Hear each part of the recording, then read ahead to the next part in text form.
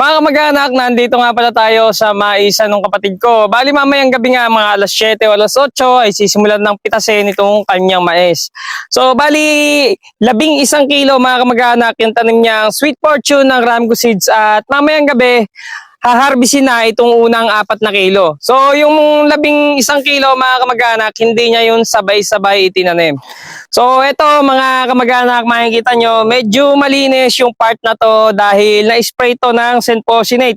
Kung makikita nyo yung damo sa loob, dilaw na dilaw kasi nga na-spray siya ng herbicide. Ito nga pala yung pagitan ng mais mga kamag-anak na ginamitan ng Senposinate. Ayan kung makikita nyo lahat ng damo patay. So kada ikalawa lang yan mga kamag-anak, kaya kung makikita nyo dito sa susunod, maberde damo tapos sa susunod ayan.